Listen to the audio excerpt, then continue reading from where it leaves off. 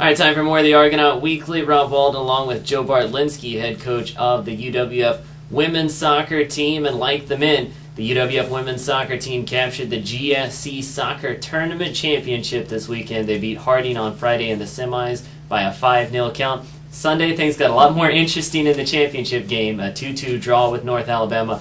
Then the Argos won 5-4 on a 9-round penalty kick shootout. So a lot happened this weekend. We'll talk about Sunday in a moment. Let's rewind all the way to Friday, the 5-0 win over Harding. 3 goals for Shakira Duncan. I believe it was their 4th consecutive hat trick. Judy-Ann Robinson added 2. The defense shut down any opportunity that Harding had. It really was a fantastic game for your squad and a great way to open the tournament. Yeah, it was a great first game of the tournament. It gives us the feel of a national tournament feeling. If Harding wins and goes on and wins the GSC, they get an automatic bid. So they had everything to play for. Our youngsters stepped up and played well and took care of business in the first half, and then early in the second half to put the game away. And we were able to rest a little bit, and I think that was helpful going into Sunday's match. Now Sunday, wow, what a match. You guys took a 1-0 lead. Mm-hmm. North Alabama drew even. Took a 2-1 lead. North Alabama drew even, this time with 33 seconds left in the game. Really, can you think of a more exciting game? I know you've had a long career on the sidelines. Can you think of one off the top of your head that was as exciting and had as many twists and turns as that one? This is fresh, so this makes this the most exciting of recent years. And but again, just like Harding, automatic qualifiers, teams have a lot to play for. And North Al was sitting in that spot where they really needed a win. They've had a great season, and hopefully they'll get into the region tournament, but their backs are up against the wall. And when you're against the wind and against the caliber of team like North Al and pumping balls into your box, that was tough. But they took care of business. North Al did in the last 30 seconds. But I was pleased with our youngsters. Regrouping in the second overtime, we had several clear opportunities to put it away, and hopefully we'll learn from that experience. And then the PKs were quite exciting as well. Absolutely, a 9-round shootout. I think there were 5 different kicks. You guys going second after North Alabama in each round. I think there were 5 different kicks that could have ended the game until Alexis Pugh finally finished it off in the 9th round.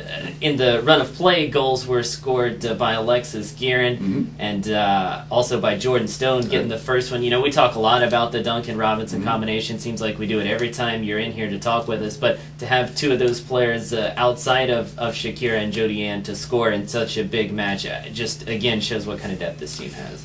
And that's true, because teams do focus on Shakira and Judy-Ann, and these players are stepping up. Like Tina Murray, great distributor of the ball. Monica Malavasi has had a great run most recently. So these players like Jordan Stone and Tori Fish and Noha Saleh in the back defending.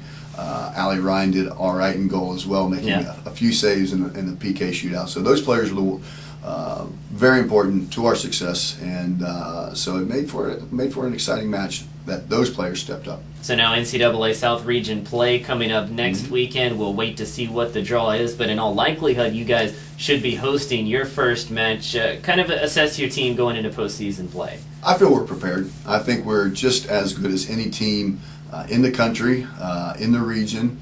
Just depends on the given day, which way the breaks fall.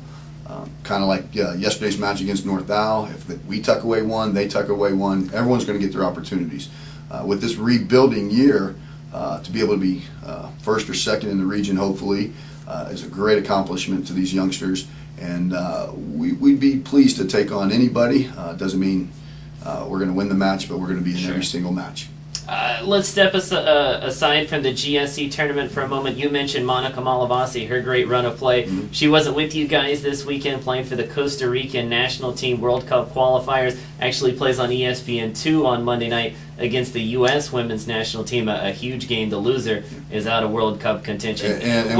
Yeah, I know it's got to be tough. You don't know who to root for necessarily. But just from your perspective, coaching Monica at the college level, what's it like to have a player? I know Judy-Ann Robinson has also played in high-pressure matches like that. But what's it like to have players that play on an international stage and not just collegiately? Well, definitely she was missed this weekend. Would have loved to have had her, but so proud of her getting the opportunity. She does play against the United States tonight.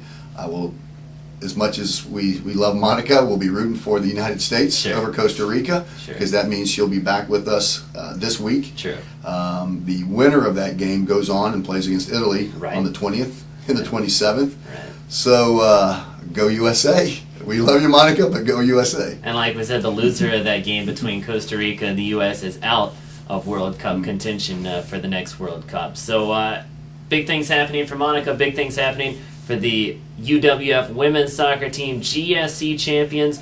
And Coach, congratulations on that. Best of luck next week at the NCAA South Region. Thank you. All right, that's Joe Bartlinski of the women's soccer team. Find out exactly where his team is headed next weekend following all the action right here at GoArgos.com.